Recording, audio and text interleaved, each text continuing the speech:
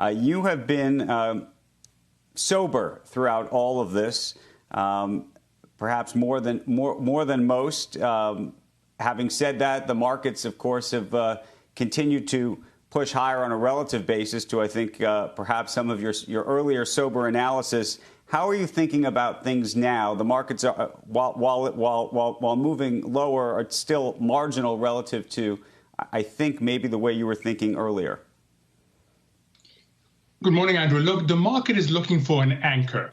It had the anchor initially of policies, fiscal and monetary. That anchor then got handed off to reopenings, and then that anchor got handed off to retail flows. But retail flows no longer have the same influence. You could see this from what's happened to the rotation trade. You can see this from what happened yesterday. So the big question is, what is the next anchor for markets? And it's not clear to me where that's going to come from.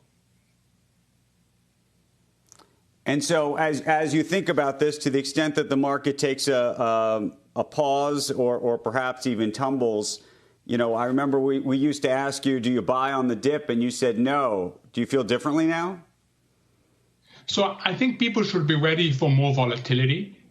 What I don't like is when I hear people say go for the reopening trade as opposed to the stay-at-home trade. As you just heard, living with COVID is not going to be a linear process. It's going to be bumpy.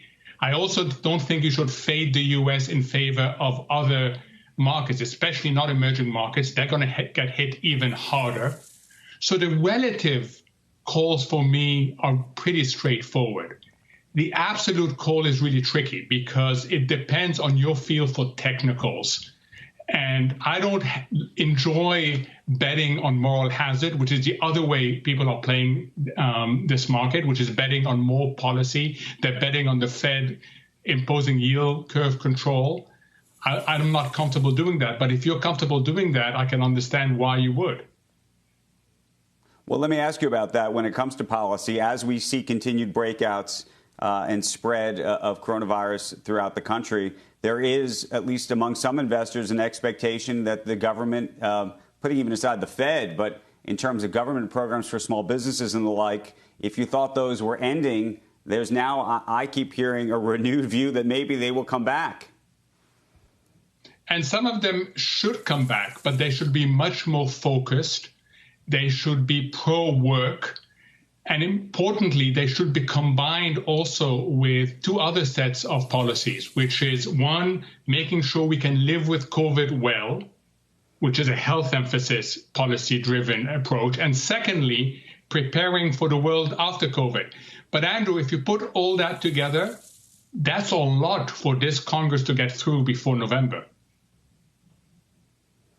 And so, well, let me ask you separately. If you had some money on the sidelines now, are you putting it to work? If you have money in the markets, are you keeping it there? What would you be doing?